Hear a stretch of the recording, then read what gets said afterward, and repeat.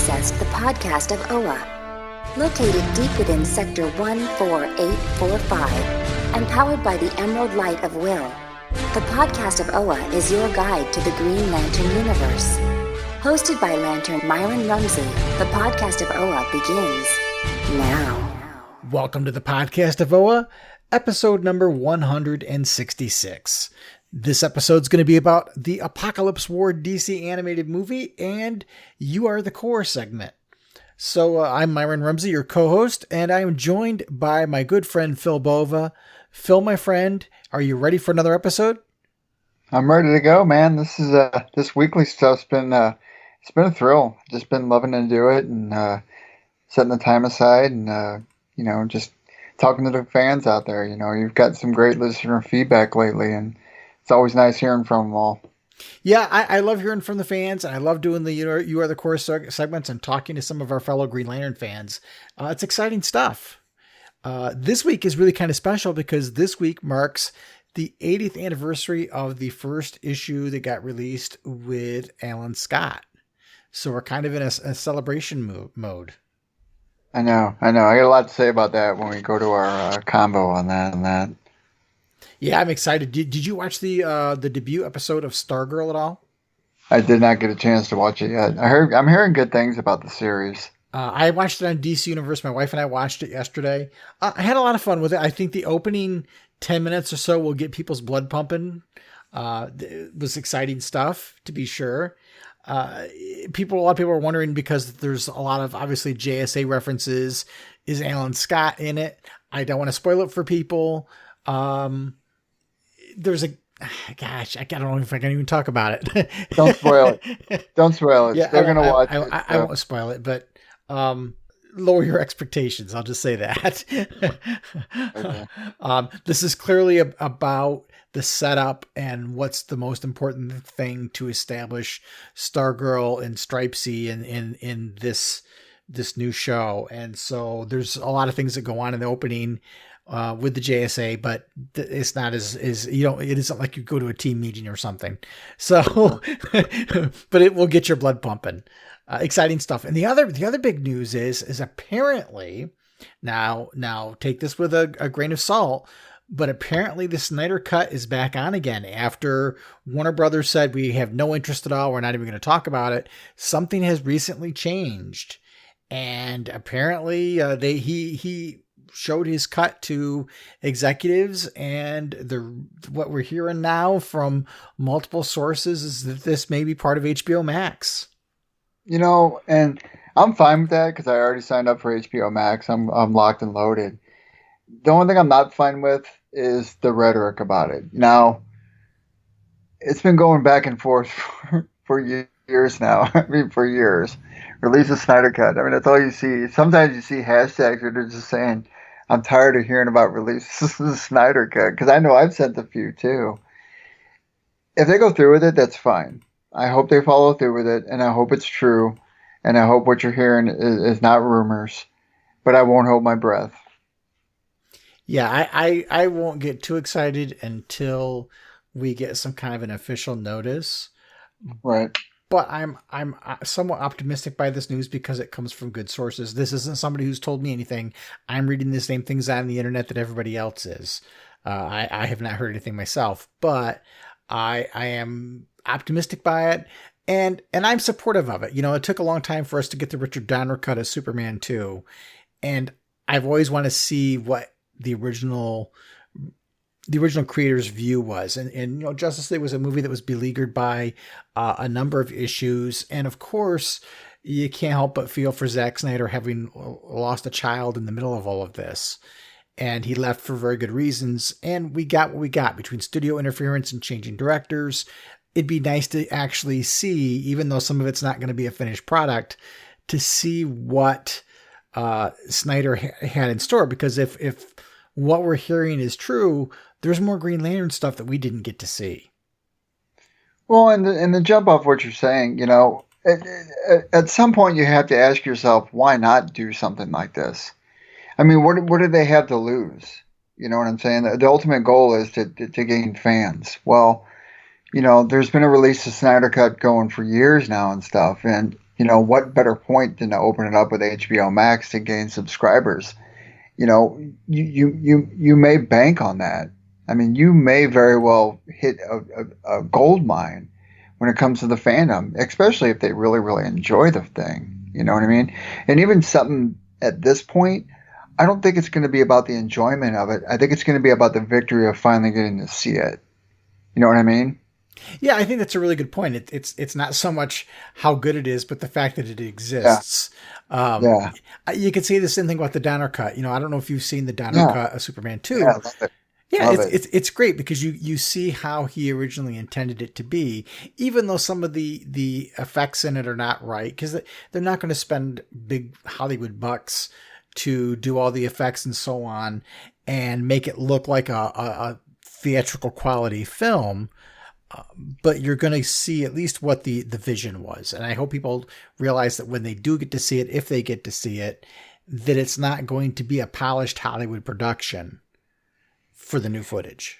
Right. And, and that's just something you have to deal with. And there's some gold in that, though. I mean, filmmakers have always went back and looked at original stock footage of things that were unfinished products, and there's some merit to be found in even those kind of films. I have much to say about this one. It's gained so much notoriety over the years that, at this point, the fans are wanting something that I just think they're licking their chops to get into it, and I just think it would be in their best interest to do it because you don't have anything to lose at this point. I mean, all you're doing is putting something on a streaming service, which doesn't cost you a dime. Right. And there's people, there's been backlash against the fans that are for it and stuff. And, I get it, but boy, to have a group of people that are that passionate and to stick with it and, really hold up and keep that conversation in front of people. Kudos to them for doing that, really. I think that's kind of a big thing for people to actually go through and accomplish and get something like this to actually see fruition if indeed this is what happens. Yeah, exactly. So let's hope. Yep. And, hey, I want to give it another shout out to Chad Bokelman and well wishes. He is still in the hospital. And Mark Marble posted something, kind of like a mini 2-minute update podcast episode for the Lantern Cast saying that Chad has diverticulitis. So I read that. Please I sent my well wishes on Twitter. Yep, absolutely. Well wishes to Chad. I hope he gets better soon. We're in the 80th anniversary, and he was really spearheading a lot of 80th anniversary stuff on social media and in their show, the Lantern Cast. So I'm sure it's hard for him to be on the sidelines right now. So I really hope he is back in the recording chair soon, in good health. Yeah. Best wishes to him and his family. Absolutely. So we have a pretty good show lined up for tonight. It may be a little bit longer than usual because we've got some stuff to talk about. We have the You Are the Core segment. We're going to have a cosplayer from Down Under on. And we also are going to be talking about the new Justice League Dark Apokolips War animated film that we're recording this the day it comes out on physical media. So we figure it's going to take me a couple days to edit the show. It gives people a couple more days to watch it before they have to worry about getting spoiled. And then we're going to have a conversation about 80 years of Green Lantern, as well as some listener feedback. So I'm really excited for this episode. Yeah, we got a lot of good stuff tonight. Absolutely. So let's take a quick pause. And when we come back, we will have some more great Green Lantern content for you guys. All right, welcome back, Green Lantern fans, for your Green Lantern fun fact. And this one is especially important given the 80th anniversary. One of the many reasons Martin Campbell's 2011 Green Lantern film failed was the unending wave of rewrites its script endured. The film has 4 credited writers, though it has long been common knowledge that many more voices had creative input, and that Campbell essentially lost control of the movie in post-production. The original script, written by Greg Berlanti, Michael Green, and Mark Guggenheim, is radically different from the finished product. The main villain was Legion, not Parallax, and more attention was also given to Hal's formative youth. The biggest change, however, was the addition of a huge part of Green Lantern lore.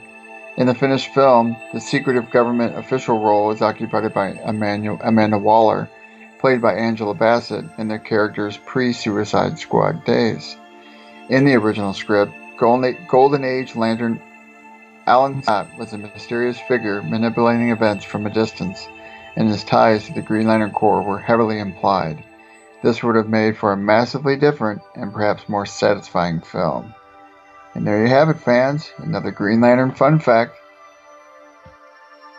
All right, Myron. Well, I guess it's now time we have a safe zone where we can talk about Justice League Dark: The Apokolips War. And it's being released digitally and physically today. Well, it's already been out digitally. It's physically being released today. Or, right? Yesterday? Today? Well, we're recording this on the 19th, which is the day it came out on physical media, and I believe it came out digitally a couple weeks ago. Gotcha. So it's going to be the first time talking about it, so beware spoilers if you haven't seen it. And let's get your thoughts on it, Myron. What do you think? I loved it. It depends. I've got to look at it through two different lenses. So if I look at it through my comic book fan lens, there was a lot to enjoy with it. You know, there was a lot of shock in it. It was one of those stories where the universe changes. You know, it was, back in the day when you read a comic and say nothing will ever be the same again. And it never really did that. Well, this kind of does that. You know, this is the end of the DC animated universe as we knew it. And ends in a way that leaves it open to other things to happen. And I don't want to go too much into spoiler territory because it's still kind of a fresh release. So from that perspective, I enjoyed it. Now, if I jump myself out of that and I look at it through my Green Lantern lens, I was not too terribly happy with how the Green Lanterns were treated. One of the things that really kind of got to me, and it's no secret that Hal's my guy, but when you see, and this happened to Hal and to Aquaman, neither one of them got anything of significance to do.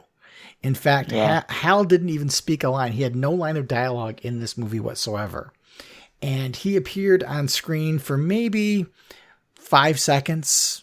And the scene that really bothered me was, I don't want to give away too much of the plot, but the Justice League is going to Apokolips. I'll just leave it at that. And they're in a spaceship and they're traveling through space. Now, one would think logically that if you're flying through space, you might want to have maybe your most experienced space traveler and who also happens to be a pilot involved with the flying of the ship. But instead it's Batman and Cyborg flying the ship, and Hal's way in the back seat doing nothing. So I had a bit of a problem with that. And I had a bit of a problem with the fact that this is a Justice League. Now it's Justice League Dark. We understand that, but this is the end of the DC animated universe as we know it.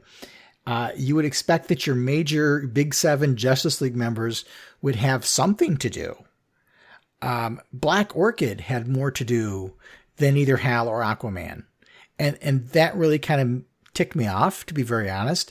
And I was disappointed because one of the two writers of the script, of the script that was used for this, is Ernie Altbacher, who wrote a lot of episodes of Green Lantern the Animated Series, and Jim Krieg, who co-produced the animated series as an executive producer on this film. But the treatment of the character I thought was wrong. And then somebody was on Twitter and they were doing a live watch party of the movie, and someone said to the people doing the live broadcast, and I'm going to read the tweet, "Really love the 4.5 seconds of Hal Jordan. Maybe next movie he can talk or something." Now, it's a little bit of a snarky comment, but it's a fair criticism. And the other writer of the film who wrote the story, her name is I can't pronounce the first name, Margaret Scott. She responded, "I'm a Kyle stan. 4.5 seconds was all the Hal Jordan I need." To me, it was just such an insulting comment to give to people. And Warner Brothers PR guy that was in there said, well, Hal's had a movie in an animated series. It was time to give somebody else a chance, which I wanted to say, well, gee, Batman and Superman and Wonder Woman and Flash have had how much? Right. So it really left a bad taste in my mouth because there was nothing for them to do. When this universe started, it started with Batman and Hal. And I really had hoped that this was going to follow some of the storyline from the Apokolips War, the Darkseid War in the comics. And when we saw Batman in the Mobius chair, I thought, oh, wouldn't it be so cool if they, when they did the Batman the Animated Series, they bookended the series. It started with a shot of Man-Bat flying across a helicopter in a shadow, and it ended with Batman doing the same thing. So it was a really cool, symbolic mirror of each other. So I thought, well, wouldn't it be cool if it ended with Batman and Hal again? And I realized that their story doesn't do that, but you're speculating. But to watch the movie and be excited that this is going to be some big action-packed fest with millions of stars, essentially, one of those kind of a thing, and to see not even a line of dialogue was rather upsetting. And it really kind of spoiled it for me, to be very honest. Yeah, I was kind of heartbroken. And not only that, but like the scenes involving the Lanterns was kind of heartbroken. I mean, the Kilowog scene was kind of a little unsettling. Poor guy. And, and of course the ultimate scene with Jon Stewart. Yeah. And I'm trying not to spoil anything, but there is a scene on Oa that's, this is a very cataclysmal film. And we saw in the trailer, the power battery on Oa blow up. And that's, there's, I mean, Arcus Chumukka's in it, and we see him, and it's just a very brutal film. And I think a little excessively so, to be very honest, to be brutally honest. There were some things that I felt like, you can show the brutality of the combat and how horrible things are without seeing a character laying there on the ground, torn in two pieces, with their innards in between the two halves. Yeah, it was a little graphic. It's R-rated, we know, but it reminded me a little bit of when Titans first came on the DC Universe platform, and you would see them drop the F-bomb just to be edgy because they could get away with it. I'm like, well, I thought we were beyond that, but I guess we're not. I will say Constantine I thought he was good in this particular movie. I thought his character was well, and I liked how he got along with the different characters. It was as expected if you're a Constantine fan, so you know what I'm talking about. Right, right. I like the characterizations of when the Justice League members became part of Darkseid's personal army. Personal bodyguard. So Mara was cool looking. Wonder Woman was just awesome looking. What they did with Cyborg was really, really interesting. He was kind of like a gatekeeper. It's just I thought how they made it was pretty cool. But you're right. I wish they would have done more with the Green Lanterns as far as being kind of effectual in a way. Mm-hmm. Yeah. I mean, the opening sequence where the Justice League is going to Apokolips, I honestly felt like the Green Lantern should have been along for the ride. I think they would have had a common goal at that point. Yeah. Yeah. But you're right. I mean, it is a personal thing, and to see your personal life get totally decimated in a whole entire sequence of events, it's kind of hard to take. It was tough. I was cringing at it when I first watched it. Yeah. I get your point. Yeah. I don't want to downplay it too much because people enjoy it, and there were things about it I did like. I just felt like it could have been better than it was. And I have a problem with people who make writing choices like that particular writer did. I mean, I know enough now, if I see that individual's name in anything, I'm not going anywhere near it. Because I didn't care for the attitude that went along with it. Nothing can alienate your audience more than ticking them off. Just because you couldn't put your favorite in doesn't mean that you would take a trash dump on. And not that anybody was treated badly; they just were ignored. And James Tucker actually made a comment saying, "Well, we couldn't do Kyle Rayner in the movie because we didn't have the character design, and they weren't going to spend any money on designing new characters." Other than the ones they had to, like, the Darkseid Apocalyptian version of some of the Justice League members. They weren't going to design all new characters. And that if they had, Kyle would have met a very unfortunate death. But they didn't have them, so they couldn't use them. But whatever. But I mean, I'm interested in seeing what happens next. Are we going to have a new interconnected universe, or is this going to spin off into unrelated comic book animated films? I don't know, but we'll see. We'll see. Well, that's just it. The ending left that. The ending of this confused me. But if this was supposed to undo Flashpoint, why did Flash leave at the end to go back and change it again? You know what I mean? Right. Well, I haven't unpacked all of that part of it yet, and I just I haven't wanted to be quite honest. But yeah, Flash had to go back and change something in the past that he apparently changed before, and there's references to the Flashpoint paradox, and so there's some of that, and basically the Flash has to go mess around with the timeline again, and then who knows what will be created. Right. But no. Yeah, it was what it was. I felt a little let down, to be honest. When I saw the power battery blow up in the trailer, I thought, oh, we're gonna get some really cool Green Lantern stuff, and it was really kind of a foot. Yeah, that's all it was. Anyway, don't want to be a downer. No, it was good. I mean, if you're a general fan, you'll like it. It's entertaining. It's darker than usual, but Swamp Thing makes an appearance. He was pretty cool. Zatanna's in there. She's awesome. I like Justice League Dark anyway. I've always been a big fan of the group. But yeah, it was cool. Yeah. And of course, you get to see Batman. Everybody likes Batman apparently, so you get to see him be his obnoxiously arrogant self in an even bigger way because he had the Mobius chair. Right. Lex Luthor had some good moments too. Yeah, he really did. He was humorous. Anyway, check it out. Go watch it. Check it out. Yep. I mean, take a look and see what you think. And hopefully you'll like it more than I did. Or they'll have the same opinion. This is Giancarlo Volpe, producer of Green Lantern, the animated series, and you're listening to the podcast of OA. Welcome back to the podcast of OA, and this is time for what has become a fan favorite segment, the You Are the Core segment, where we talk to our fellow Green Lantern fans. Tonight, Phil and I are joined by Darlene, who is a fantastic cosplayer from Australia. Darlene, welcome to the podcast of OA. We're happy to have you. Hi, thank you so much for having me.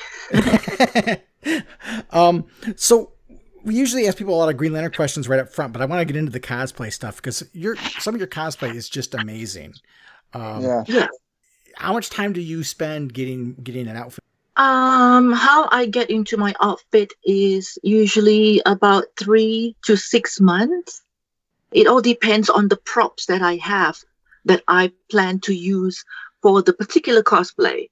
Like when I found out about Jessica Cruz, I read a lot about her and I got emotional when I read about her, and I feel sad and I feel affected by her. And it got me to talk to my medical friends, someone like that, how is she, how am I going to portray her? How should I feel? So I learned a lot about the character first, connect with the character first. And then after that, I search for fabrics. What sort of fabrics do I want to wear for this character? And I found a couple of fabrics. I took to my tailor. We discussed, how do I make this? How do I make the emblem, that Green Lantern emblem? I don't want to buy a t-shirt with the emblem and then put it on there. It does not look realistic. I want the emblem to pop because it's the Green Lantern. It's the power. That emblem shows the power of it all. It has to pop. And then I found from Etsy. So I got that fixed up onto the outfit. And then I came to try. And when I put on the costume for the first time, I had goosebumps everywhere. Oh my God. So it's a wonderful feeling. And then after that, I decided to get onto the prop. So I want my prop to be legit, to look really, really good, to match my costume, the color of the lantern, the power battery. I want it to match as much as possible to the green that is on my outfit. So I could not afford to buy the DC one because they're so expensive. So I end up buying the Monogram brand, the coin bank, and I transform that into my own version of a power battery. Yeah, so it all matches, it all comes together that way. So I get very emotional and very personal with the character that I'm cosplaying before I even decide to wear the costume. This is just me, a representation of myself as a cosplayer. Not everyone. I don't know how every other cosplayer does it, but for me, I like to get very personal with the character before I even try to cosplay it. And and it's funny because I get it, man. And Myron and I had talked about this recently with Jessica Cruz, the character. There was a certain connection to that character that a lot of people picked up on, and that's why she became so popular to this day. Correct. Because I went through hell and back a few times myself, and I don't mind being honest with you guys. I had stuff happen to me, like domestic violence and stuff. So I know how she feels, and my recent relationship that I ended early January last year, he was starting to get very violent with me. And when we started going out, he wasn't like that. But after a while, I start seeing all these violent tendencies, and I start to shake out of fear. So I know how Jessica feels when she sees something like that happen to her friends, and she have that anxiety, that very frightened feeling. And she goes home and she didn't want to open her doors. She stayed in for months, so I know exactly how she feels when it comes to things like that. That's why she's so relatable. Right. So, Darlene, one of the characters that you do cosplay of that we don't see a whole lot of is Soranik Natu. What drew you to Soranik Natu? Amazing, by the way.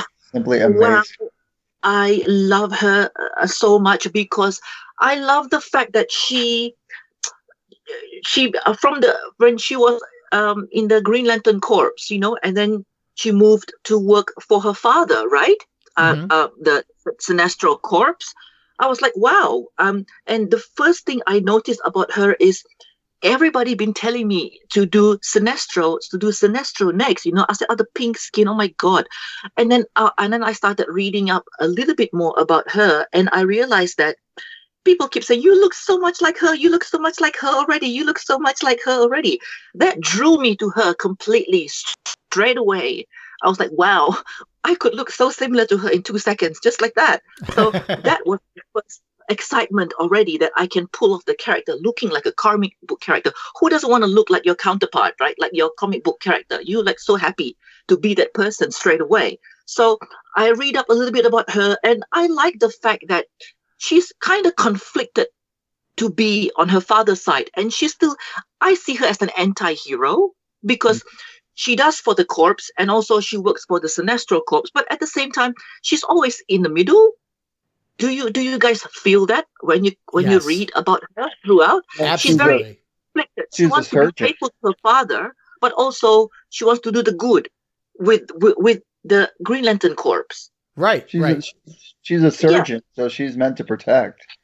Yeah, exactly. So I feel I like that conflicted nature in her. It's very unpredictable, and it's very emotion based. So that emotion of hers is completely conflicted at all times. At all times, she might be with the Sinestro Corps now, but deep down inside, if she talks to Hal, if she talks to the Green Lantern Corps one by one, you can see how she can sometimes sway to them too, right? Right. Yeah, that's how I connect with her. And my next video will be me getting ready as Soranik Natu, because a lot of cosplayers been asking me, what is that pink that you use for your skin? How come when I do it, it's blotchy? What's going on? I get messages in Instagram about how do you apply it. So I actually recorded a little 1-minute video of me applying it, and they could not get it. So I want to share with everyone that wants to do the character and help everyone out by doing a full video of how I transform myself into Soranik Natu. I hope that would help them. I just want to share them with everyone. Yeah. I watched the video, the Wonder Woman one. That was really good. It's fun, isn't it? It's so much fun. So good. You're so good at the makeup and everything. And Myron and I were talking off mic about the aesthetics you go into your costumes. It just makes it more realized. Yeah, this one. Is this the one you're talking about? The one that I was spinning? Yeah. I filmed that outside my driveway. I had a little stand on my phone, and I filmed it. And then after that, I went home, back inside, changed, and I clicked filming it again. And then I gave it to a friend of mine who's a video editor who helped put that white thing when she transforms. And when he gave it to me, when he gave me that particular clip, a rough cut, I was at the airport in Melbourne coming home from a con. I was sitting at the airport, and when I saw that, I burst out crying because I felt like, oh my God, I'm actually living that dream that I had when I was watching her on TV. I was like, wow, I wish I can do that. She's so amazing. And when I saw that, it all came back. It's such an impactful thing at me. And I messaged my videographer, wow, did I make you feel that way? I said, yes, it's very personal for me. So it was very, very emotional. And I dedicate that to Linda Carter for her birthday, So I hope she sees that. I imagine when you do the conventions and you go in a costume like that, you get a lot of reactions, especially from kids and people who are emotionally invested with the characters. Can you share with us maybe a favorite story or an interaction you've had with a fan? A favorite story that I can share with you is one where I do it for breast cancer, ever since my late mom died from it. So I use Wonder Woman. I do it for breast cancer. So I have, I organize about 26 cosplayers. We're all wearing different iterations of Wonder Woman, and we were marching for Mardi Gras. And my float is Wonder Woman for breast cancer. So all of us got together a little bit early, and we're all getting ready in one of the big shopping malls because I want to get all the attention as much as I can with my group. And we all had a little bucket carrying the pink National Breast Cancer Foundation logo that I made. So everyone has that little box, and people that wants to take a photo with us will have to donate whatever amount you want from your heart. Just donate, then you get a selfie with us. And that selfie is to tell you to go for a checkup because my mom didn't. That's why I lost her. And my message to everyone is, do not go for a checkup. If you feel a little lump, go. That's my message. When if you see a picture of me with you in your phone, she reminded me to go for a checkup. If you do that, I've done my job, So that's why I do my cosplay for breast cancer. And this particular lady approached me, and I was in the convention and I was walking around, and she said, oh my God, your Wonder Woman costume is amazing. Oh, thank you. Can I have a selfie with you? Is it okay if you donate? And she saw the box and she's like, you doing it for breast cancer? Yes. And she just hugged me and she just cried. She says, my sister just died from it last week. I just came to the con to just try to forget about that. I love my comics and I love DC. So I'm here just to have fun and just not try to think about it. And now it's coming back full circle, and you're doing this for such a good cause. I said, because of my mom. So we were both in tears with each other because of our losses. And she decided to I'm going to take all this money in my wallet. I'm not going to spend on anything here. To me, that's rubbish. After seeing you, I'm going to put everything that I have into your little box here for breast cancer. And she says, I want to walk around with you. Is that okay? I said, yeah. You want to hold my box for me so I can pose? Yeah. And you can tell everyone to take a photo with me. And why do we do this? And we both have our own story we can share. And that particular day, from 10 o'clock in the morning till about 4 or 5, I made about $1,000 just from people putting in money into that little box for breast cancer. So it's very, very powerful. I do not just cosplay for the sake of, hey, look at me, I look hot. Hey, look at me, I look fabulous. No, there's a reason behind it. And that makes your cosplay bring more depth and more realness to it, And that's why I do it. Yeah. Yeah, I would agree with that 100%. Yeah.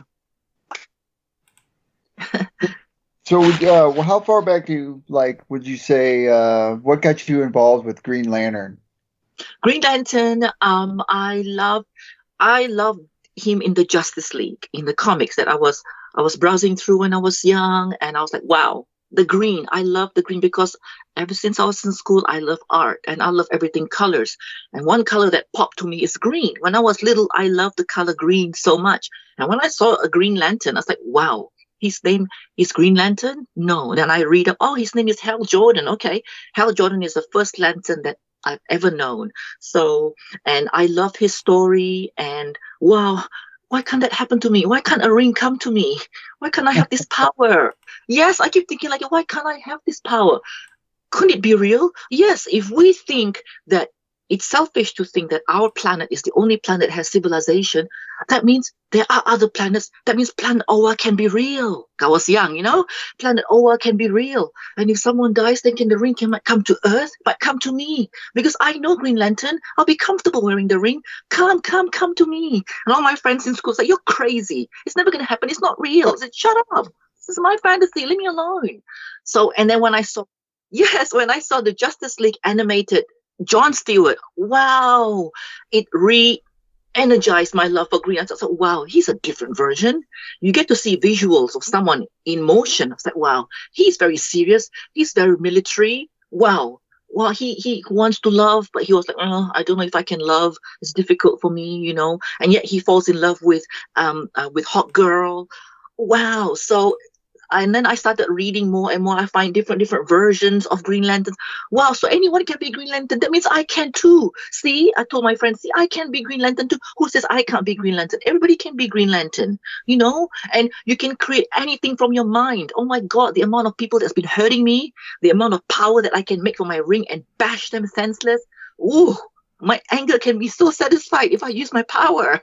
So Green Lantern is very effective in my life, Maybe you need a Red Lantern ring.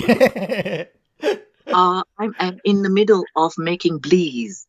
Oh my gosh, yes. That's going to be fantastic. Yeah, I cannot make Bleeze a few years ago because I went through what she went through. So the first time I tried to create the character to get the fabrics, I broke down and cried, and I was shaking because I went through that. So I was raped in my relationship. So I know how that feels, and I stopped.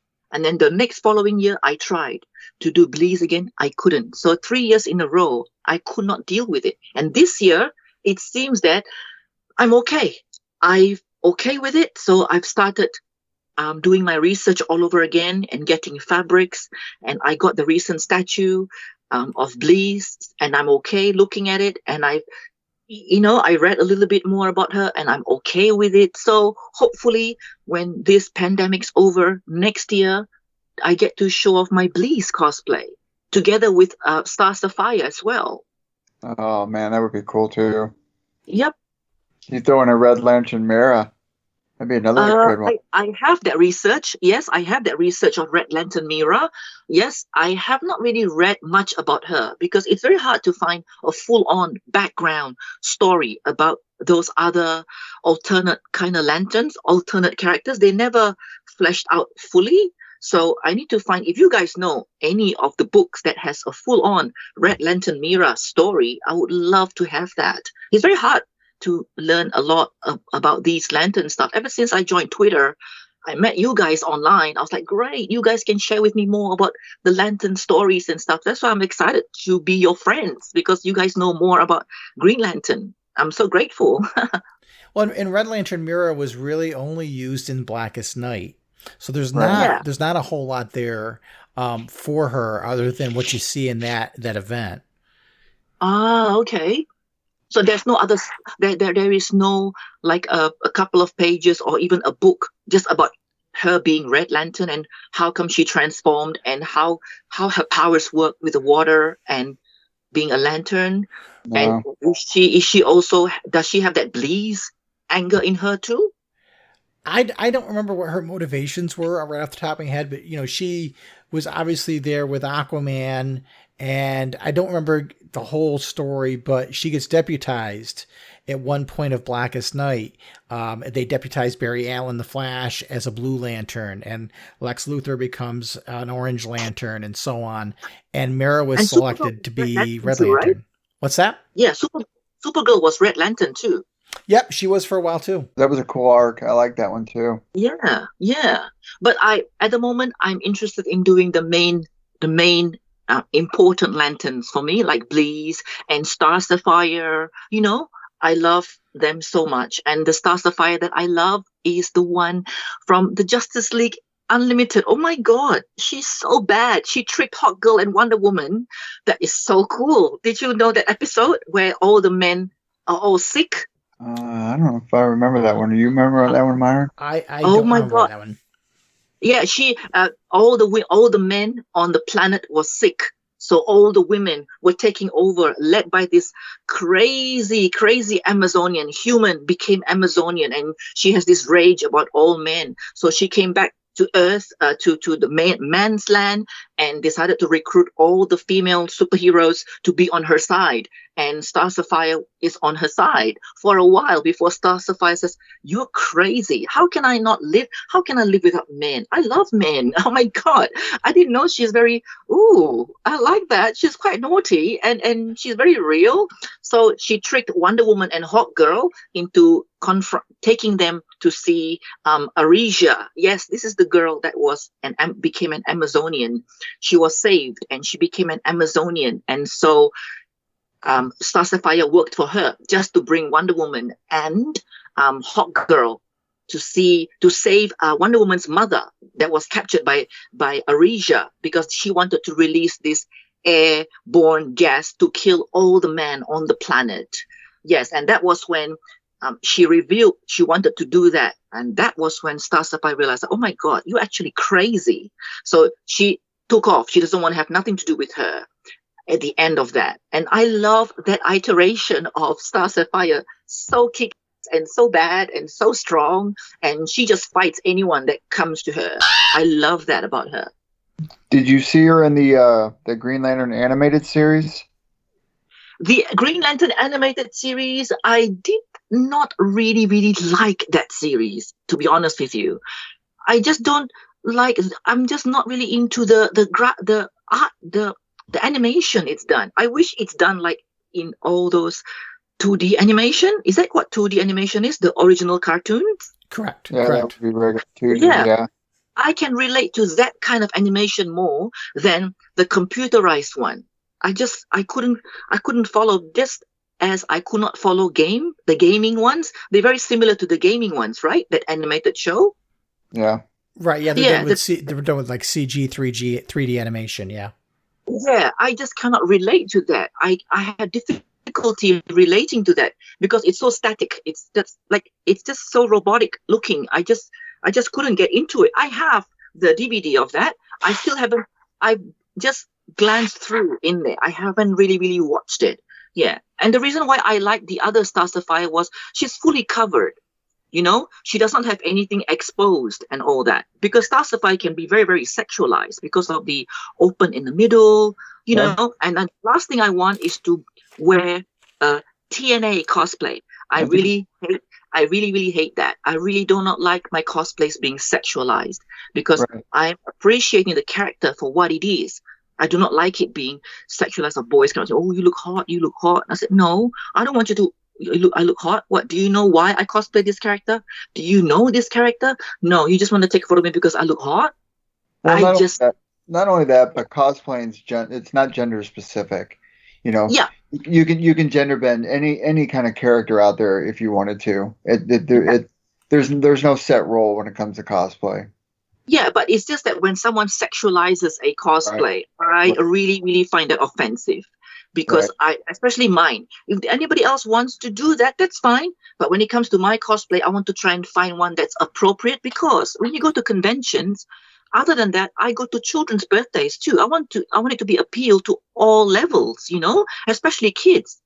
When you cosplay, when you dress up in a character, any character, the only way you can live off the feeling of that character is when a child looks at you.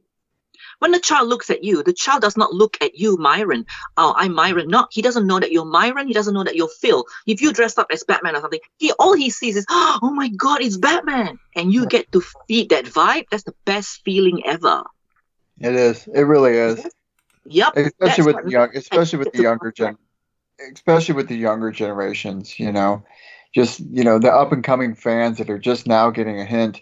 I mean, the thing about the comic book genre is, and Myron and I talk about this a lot, is when we look back on when we were made fun of in high school because we read comic books and all that stuff, and now it's in the cultural zeitgeist. It's like this is the time that it's so popular. And Yeah. each generation that comes is each generation that's getting doses of it after doses of it. Even my 4-month-old is wearing comic book apparel, and he's getting his cool. doses of it. So it's just you have to keep that fandom alive, and I think that's what drives this whole podcast and in the cosplay and in the comic book collecting. That's what keeps it going, is for fans like you. And look at the passion that you exhibit and all the stuff that you do with your tasteful outfits that appease to a general culture, and not just, and especially when you focus on the fact that you don't want it over sexualized, which, the comic book fandom took a hit on that in the 90s when everything became sexualized. We don't need to reinvent that wheel. Yeah, but then again, you get nowadays all these sexy young girls, Sure. and they just use cosplay to, I can wear that character, but I'm going to sexualize it, make it sexy, so I get more hits online. I Sure. get more likes on social media. They ruin the character, The character is not about that, The character was created not because of that, but they made that become so well known that everybody started to think that character is like that. No, I said, no, they're not like that. Star Sapphire is not like that. Oh, Star Sapphire is all a bunch of women. I said, yeah, they're like Themyscira, all a bunch of women, all sexy women. Excuse me, that's not what it's about. You have to read and understand what the character is, but they don't bother. It's all about the eye candy, So Yeah. I stay away from that mindset. I just want it to be pure because I love my comic book ever since I was young. So all I want to do right now is to relive them the best way I can while I still can, and appreciate it and share it, especially with other children. Hopefully they will continue the legacy, because comic books these days are not as big as how it was before, because everything's gone digital. I am not into digital. I like to go into a comic book store and smell the books. Oh my God, I want to live in here. Yes, and I love flipping the comics, and especially if it's a brand new comic, I would open and I would just flip it in front of my nose. I was like, oh my God, I wish they make a perfume of the comic book smell. And the person would just laugh at me. You're crazy. I want to live here. If there's one place I want to live, it's the comic book store. You're the only girl who would say that. Everyone would say, I want to live in a penthouse. No. I want to live right here in the comic book store. Put a bed in here. I'll be happy to be confined in isolation. Thank you very much. I won't whinge. I'll be completely happy. Oh, yes. Yes, I support the comic books. I always buy my comic books. I always buy, especially the variant covers. I would buy all the different covers as much as I can. And Green Lantern, oh my God, there is a long list I still want to buy. Yes. It's funny you mentioned about smells, because I think Myron, you relate to this. Old comic books have a distinct smell to them. Correct. Yes, absolutely. And I don't know if there's a specific name for it in the comic book culture, but there should be, and somebody should designate a name for that particular scent, because it doesn't matter where you're from, it doesn't matter where you are, it has a distinct smell with older comic books. The older, the better. Yeah. True. Am I weird? Am I weird to say that? The older, the better. The smell. No. This is so authentic. Wow. It takes you back, And when I flip the pages, I'm extremely careful. And while I'm flipping the pages, I breathe in the smell. Every time I flip one, I take in the smell before I read. I flip and then I read. Oh my God, it smells so good. And all my other friends will look at me like, you are so weird. I said, leave me alone. Yes, I get that all the time. Yes, all my friends would go out shopping. They would go to Louis Vuitton and all that. Yeah, go. Where are you going? I'm going to the bathroom. I'll see you guys later. Because I didn't want to tell them. They find me weird. So I just said, okay, guys, leave me alone. I'll be back. Give me 20 minutes. 2 hours later, I came out of the comic book store. I text them, where are you? We've already gone home. We couldn't find you. Oh, sorry. Just 20 minutes. No, you're not. You've been there for 2 hours. What's wrong with you? What are you doing in the comic book store for 2 hours for? You guys don't understand. Leave me alone. Yeah. Yeah. Oh, yeah. So, Darlene, we got time for one more question. So the question I have for you is there any particular character or story that has special significance to you? If you could pick one. The one that I have, the story. Particular story, no. Particular situation that happens to them. For me, at the moment that I have done, for me, it's Jessica Cruz because of what she's going through, the anxiety of it all, of the scare, of the pain. So like what I've been explaining to you about my relationship with that situation, that has been the most impactful to me. And every time I'm at a con, people would ask me, people that don't know, would say, you look so good in this, but I'm so sorry. I just need to ask you, what's this character? I know it's Green Lantern, but is there a girl version? So whenever I cosplay, I always bring the comics with me. See? Yeah, oh my God, you look just like her. I said, oh, thank you. Now, this is why I do this cosplay. And when I tell her what happened to me and what happened to her, they're like, oh my God. So I like the fact that I'm educating people and people appreciate me for that story, and they appreciate my cosplay straight away, and they become friends with me. And every single year they would go to the con just to find me, to have a picture with me, sit and talk to me and ask me about, okay, tell me about this cosplay. Why are you doing this cosplay? They're so interested and so invested because I take I take things very personally with my cosplay. And right now, Jessica Cruz has the most impact I've ever felt being in that cosplay. I met a girl at one of the cosplay events that I went to. It's for handicapped children, a school for handicapped children. We were all there. And one of the girls that was cosplaying said, oh my God, I love Jessica Cruz, but I don't think I can cosplay as her yet. Why?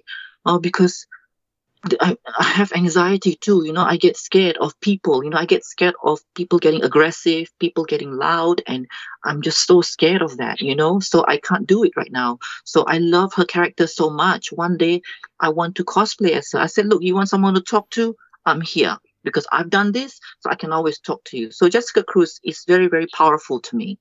So, side note to that, Darlene, I do have a favor to ask if you'd be willing to do so.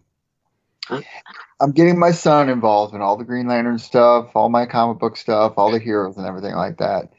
Yeah. So if you want to email me a couple cool shots of Jessica Cruz cosplays that you haven't shared with anybody else, I will happily put those up in his room. Wow. Oh my God. I have shared everything I have of her already that I have done out and about. I do not have anything that I have not shared yet. I'm so excited to share with everyone, I just want everyone to be able to relate to why I do her so much, I don't think I have anything that I have not shared yet. No, I share everything with everyone straight away. That's fine. I'm going to use it. It's really, I've always been a fan of Jessica Cruz. When she was teased in Forever Evil, I got really, really excited. And I fell off reading with her in Justice League Odyssey because I felt like I didn't feel like they did the character justice. I felt like they were focusing on other things and not her. But she was good in Green Lanterns, the book, and I've always been a big fan of her. And I love what you're doing with the cosplay. It's fantastic. Yeah, thank you so much. Can I just ask you, what do you think of the comic book industry right now? What do you think is happening to the comic book industry right now? The comic book stores here in Sydney, Australia have been closing down. I'm just very sad. Can I know your thoughts on the situation? Do you think we're still going to have comic book stores in the long run? Ooh, I'm going to let you weigh in on that one, Myron. I think there's a lot of stores that are having issues, and especially, I'm not sure how things are, Darlene, where you live, but over here, this week is the first week that they're getting new product for the most part. So it's very difficult for them. And how do they do a business where over here in the United States right now, at least in New York State where I live, they have to do curbside delivery. They can't even open up their stores. So I think it's posing a huge challenge to these stores, not just in terms of how do they focus in an environment where the comic book sales themselves are dwindling, but now in this environment with the pandemic going on, they're facing even a greater challenge. And I really encourage people to support their local comic shops, especially right now when we need them to be around for us and they need us to help support them. I am very concerned about the comic book industry because sales are not what they used to be. And how can these stores continue to stay in business when they're not really getting the sales volume? I have concerns. I certainly hope they're still around for a long, long time. Yes, me too. And can I ask about the Green Lantern 80th anniversary. They've got all these variant covers, right? Mm-hmm. And Superman had so much of them, and it all came out. So do you think those is going to come out too? Yeah, it is scheduled to come out in June. I mean, I know that main one with all the covers, where all the different pictures are all in one with that the dark blue cover, that one. Yeah, that's the main one. But all of those other variants, will they also come out in June? Yes. Yep. They all come out the same day. That's so good. I can't wait to get them all. I'm glad you're telling me this because I can't find any information anywhere online that says all the variant covers will be coming out. My comic book stores here are not even making any announcement. Usually they would say you can buy the whole pack in one go. You can start to pre-order all in one go. You know, I'm not getting anything from them. So I've been messaging them. I'm just worried. You know, I'm not going to be able to get all those amazing covers, especially the Nicholas Scott cover. Oh, yeah, yeah. Back at the beginning of the month, right around the 6th of May, DC released a revised schedule for June because originally that book was supposed to be out this month. They released a revised schedule, and it's now coming out on June 23rd. So that will be just that particular one, not all the variant covers, right? All the covers, all of them will be released the exact same day. Oh, my God. Okay. So if DC is releasing, does that mean that all comic book stores they're going to get it too, right? Correct. Okay. Awesome. So I just have to wait for my comic book stores to make the announcement then. Correct. Yep. Yes. I'm so excited now. Thank you so much for telling me this. Absolutely. And thank you for taking some time out of your day to chat with us from clear around the other side of the planet. We appreciate it. Yes. Thank you so much, Phil. Thank you so much, Myron, for having me. Listen up, Lanterns. It's time you took the oath with Green Lantern John Stewart. In brightest day, in blackest night, don't let the podcast of Oa escape your sight. Let those who worship evil's might beware my power. Green Lantern's light. Well, Phil, we have some more listener feedback, which to me is one of the highlights of the show.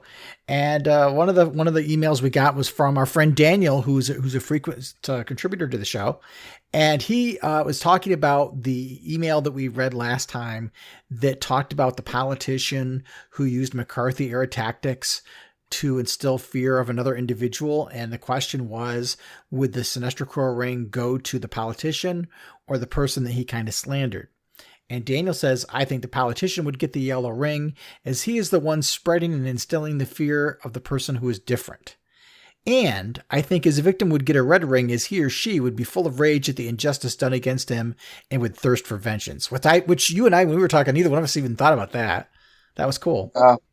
No. And it's funny because when he mentions that, I keep thinking about a hot dog now with ketchup and mustard.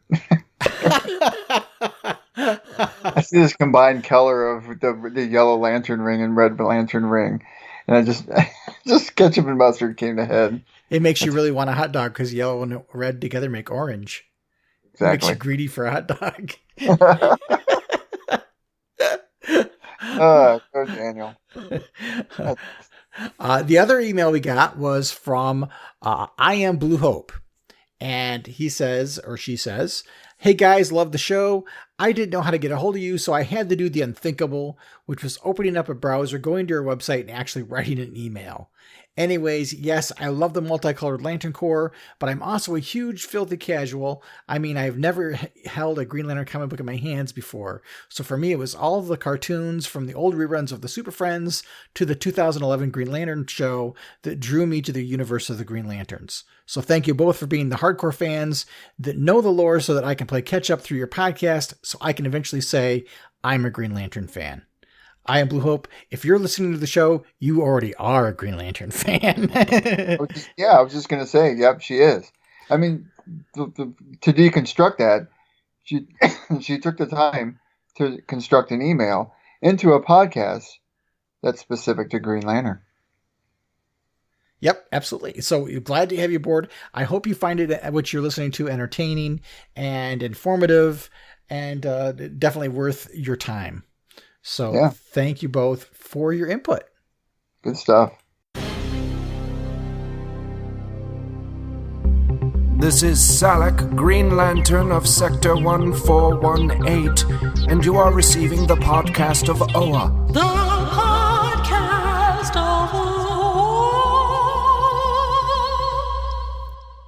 welcome back to the podcast of OA.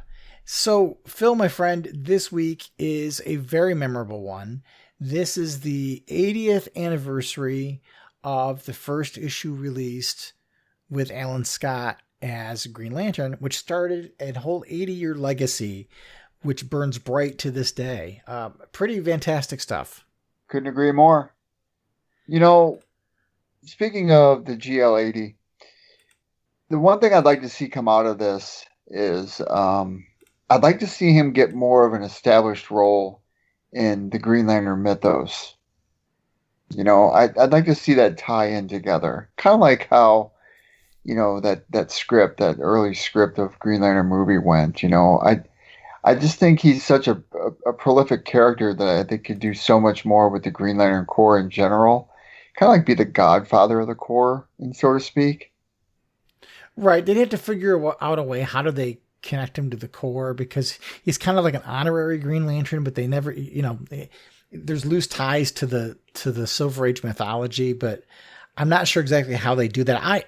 I kind of miss the days of the pre-crisis Earth where you had Earth 2, and then you could see Alan be the same as Hal in his own Earth, so that you didn't have to worry about how they meshed together, and they were more like comrades, and you didn't have to worry about all that stuff. I wish we could get to that point again, but I'm not sure if we ever will. You know, I think those days might be gone. But Alan really, you know, he deserves all the kudos in the world. I mean, if it wasn't for that run, you wouldn't have, you know, there wouldn't have been a reason to recreate Green Lantern for the Silver Age. There wouldn't have been that inspiration. And, right. and you have to respect that. I mean, a lot of what we know about Green Lantern now is obviously based on the Silver Age mythology, because that was what really took off. You know, you had the unfortunate events with the seduction of the innocent, and, you know, Alan Scott was out of publication for 10 years, and they come back in 1959, and there's Hal, and they kind of left the golden age behind, and they brought Alan back, but it was so different. You know, Julia Schwartz reimagined these characters so differently when it came to Green Lantern that it was hard to parse the two together. But I think there needs to be more recognition for Alan. There really does. I couldn't agree more. Speaking of which, now I got my Pop Funko figure of Alan Scott already. You haven't gotten yours yet, correct? You had to rub it in. I did. I did. No, mine has not come in yet. Apparently there was an initial shipment of them, but they didn't have enough to ship to all of the retailers due to the coronavirus. And so I know I have mine pre-ordered from the Big Bad Toy Store, and they're saying second quarter, but not exactly when. Because Donnie didn't get his either. Emerald Enthusiast, he hasn't gotten his yet either, I don't think. I did get my Hal Jordan Funko Pop Pez dispenser. Oh, okay. Well, that makes up for it then.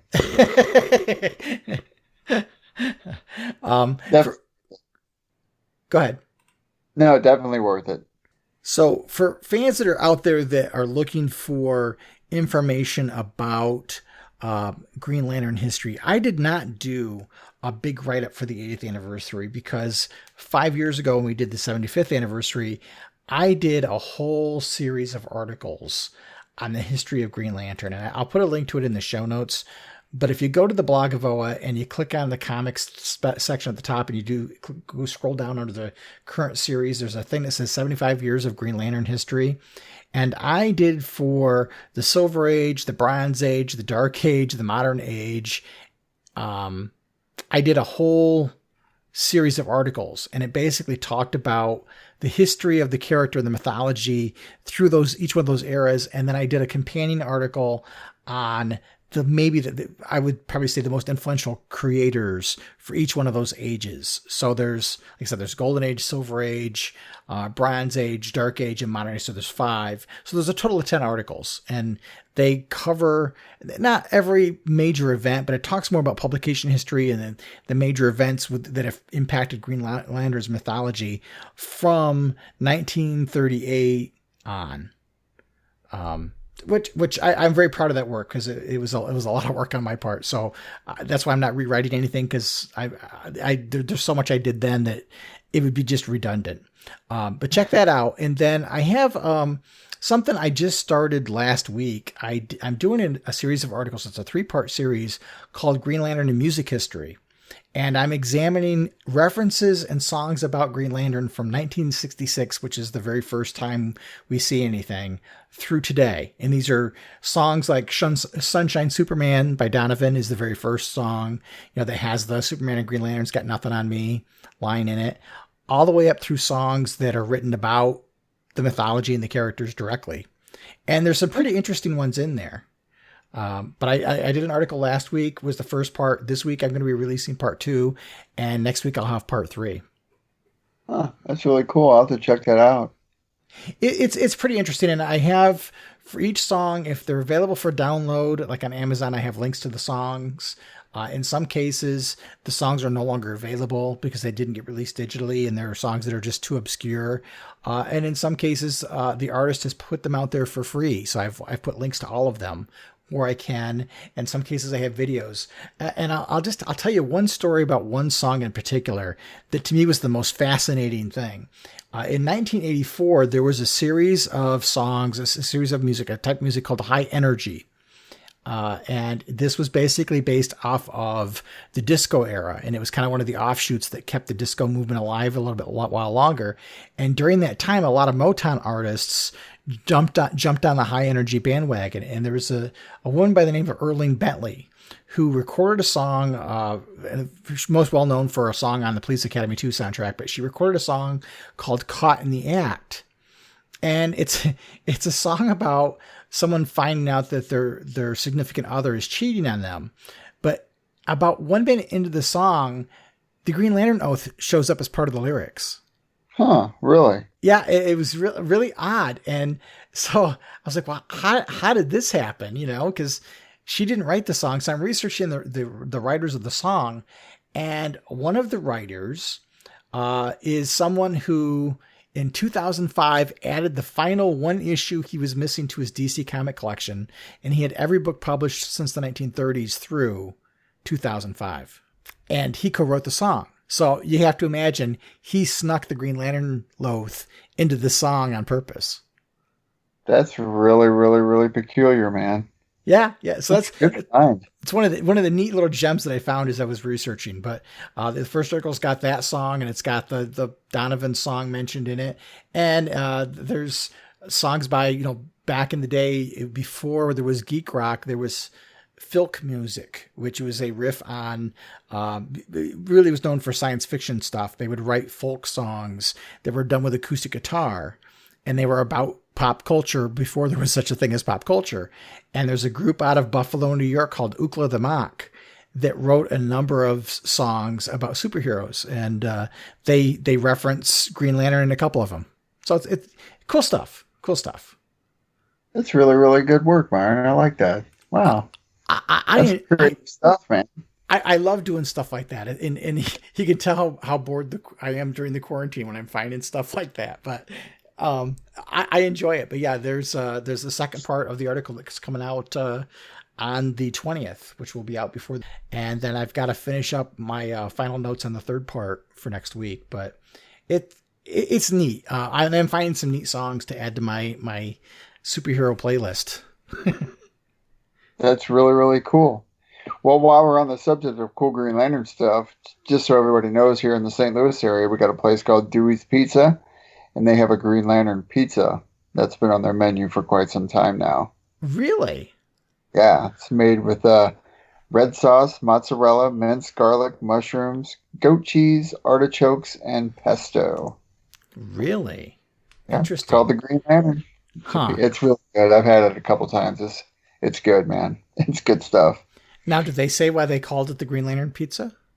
I don't know how, or I don't know where.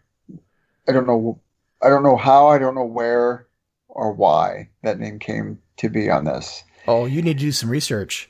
you got to do some quizzing to some people. I really should, but it's a bad time to do some research considering if they're open or not. But there's been so many really great stories and creators and characters over the past 80 years. You really couldn't wrap up all of them there's always the touchstones like the, Alan Scott's and Jon Stewart's and Hal's and Guy's and Kyle's and all of them. There's all those characters, but there's a whole universe of interesting characters standing right behind them that it is such a rich tapestry of creativity that is, I just, I can't pick up a Green Lantern comic and not want to be in that universe and see all of these characters. And I still to this day get the same childlike enthusiasm when I crack open a Green Lantern book. And that's a credit to all the wonderful creators who have put their creative energies into bringing this mythology. Yeah, I agree. It's funny because I was talking to my friend Brian. We were doing some virtual gaming the other night. We get on Skype and we do just, you don't know Jack, virtual gaming stuff. And he was showing me his Blackest Night collected edition he got. The big old thick, or I'm sorry, oh God, what was it? It was a really, really big, thick hardcover version. I think it was all the Blackest Night. Maybe it was the Blackest Night Omnibus, baby? I think it might have been because it had the Sinestro Corps War in there. Mm. I think it was the Omnibus. He showed it on the screen. It was just really, really thick. Just looked like a big, gigantic Bible. And he said he's just been burning through it. He said he just loves reading every minute of it. And he said it's really, really good, enjoying the story arcs and stuff. And, it just kind of got me thinking, a while back, he never was a Green Lantern fan, but it's funny how now he is, and look what he's reading and stuff, as opposed to reading what Grant Morrison is putting out now. It's considerably different when you're reading the Jeff Johns era. Definitely. And who knows where this is going to go. I mean, the future is looking bright. We had some dark days there for a while, but we've got this HBO Max show coming up. Supposedly we still got a Green Lantern Corps movie to look forward to. Hopefully we've got some Green Lantern animated films coming up. How we've gotten this far without a Sinestro Corps War or Blackest Night animated film is beyond me.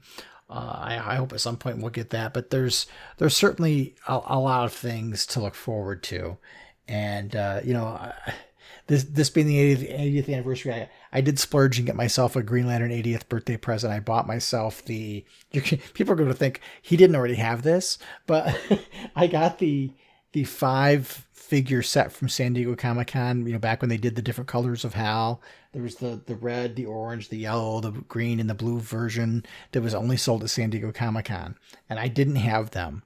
And I wanted them in the worst way for the longest time. And recently they came up on eBay at a price that was, well, I'm not going to say how much it was, but it was more than I wanted to pay, but still cheaper than I've seen it before. And I scarfed them, but they were still in the plastic wrap from the con. Are you talking about when he came in, like all his figures were in the different spectrums? Yeah, there was a special set they did 1 year at San Diego Comic-Con, and every day of the con you could get a different color, and they were very rare.